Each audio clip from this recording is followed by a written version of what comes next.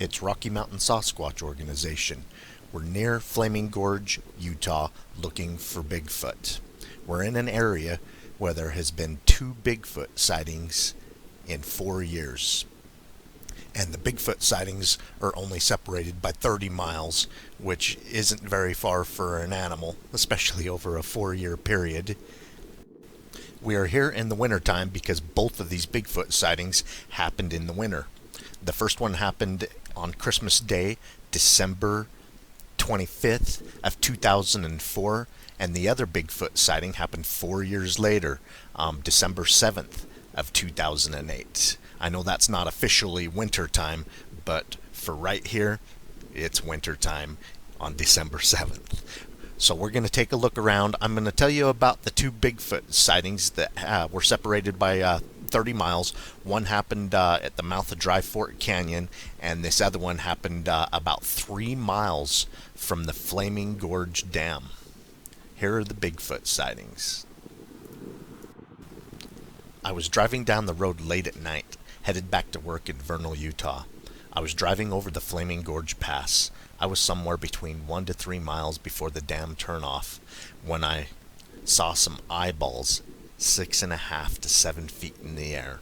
I locked up my brakes and backed up to face the headlights at what I'd saw. My first thought was it was a bear standing on its hind legs, and then I noticed it was not a bear.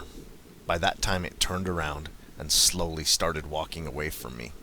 It had very black, matted hair, and I know for a fact it wasn't a bear by the way it walked.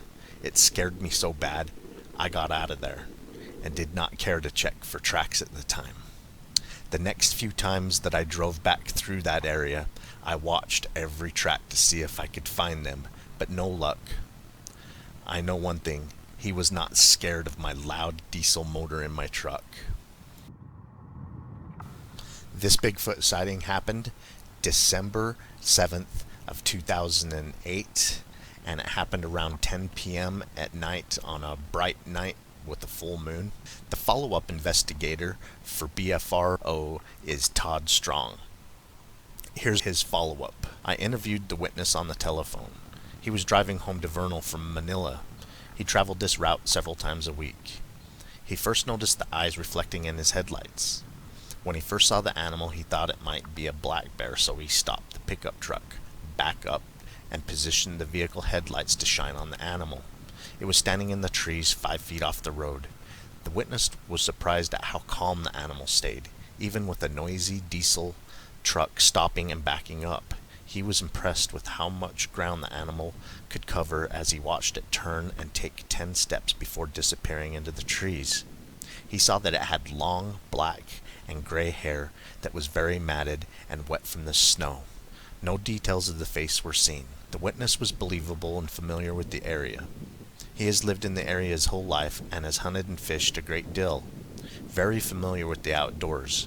This was his first sighting, but several members of his family were loggers in the Uintas, which border Flaming Gorge, and always told of seeing and hearing these animals. The description of this hair is just like the hair that we collected along a trackway of 15-inch long Bigfoot-shaped footprints in August of 2013. We collected 2 large wads of hair that we have sent in for analysis to several laboratories across the U.S. No positive identification of a known North America mammal has come of the hair. So that's pretty exciting that it hasn't been identified after we're 3.5 years. I will leave some photos of that hair in here because it's exactly as he described it. Long, black, and gray. And the hair was kind of matted a little bit when we found it, and it stunk pretty bad for months. I will show that hair. What's intriguing about this black and gray hair is it appears to be a really good form of camouflage. I mean, if you notice against this brown background, it kind of fades into the background, and if it was standing in the shadows and so forth, it would probably fade away into the shadows. Black and gray to me is a really great form of camouflage in all different types of forest conditions. We are now in Dry Fork Canyon, about 30 miles away from the Flaming Gorge Dam. If you could fly a straight line to the area across the mountains, it's about 30 miles. And this Bigfoot sighting happened 4 years previous to that one. This one happened December 25th, 2004. Here's the Bigfoot sighting. I am reporting a Sasquatch that I saw crossing the road at night. Seen it very well by the headlights. It ran erect.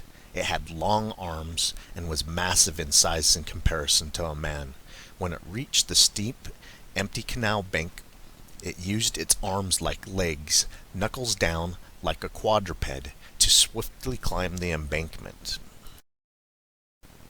We returned to my sister's house in Dry Fork Canyon by the Remember the Main Park the next day for my mother's birthday.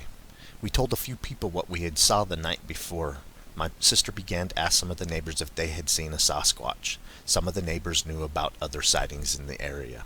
There was 3 of us in the SUV. It happened between 8:30 and 9 p.m. at night. Here is the follow-up report by BFRO investigator T.F. Zamiski.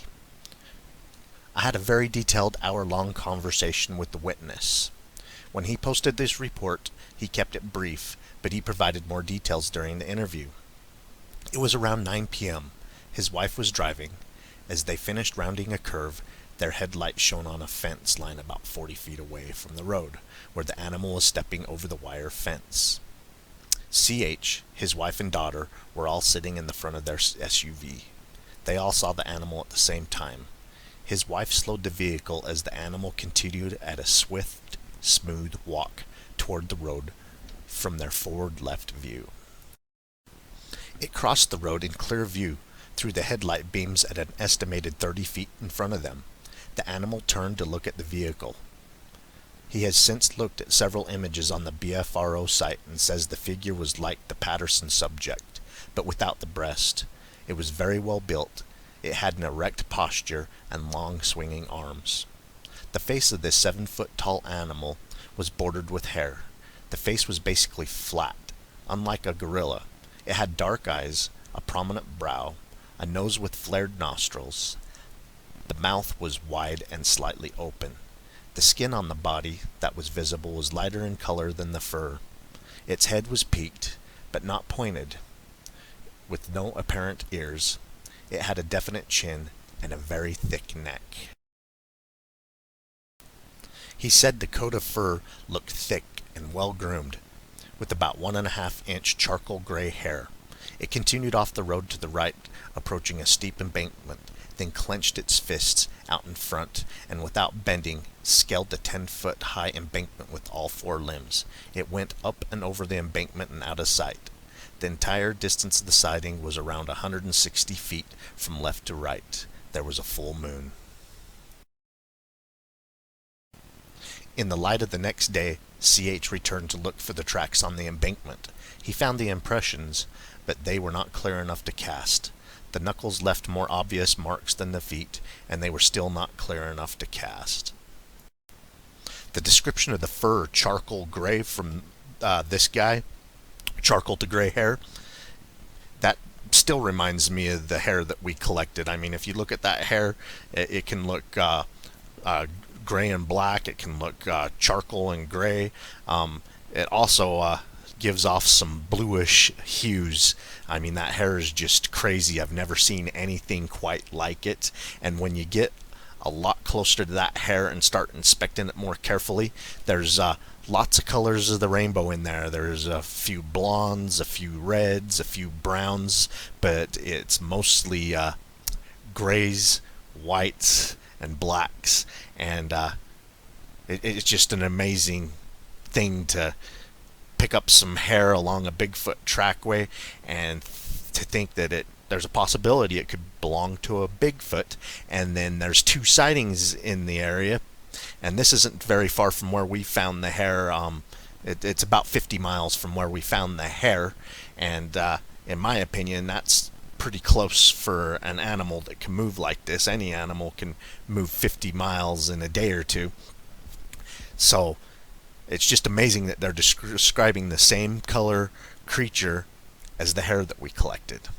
I hope you enjoyed these Bigfoot sightings. Keep on watching. We're going to keep on squatching.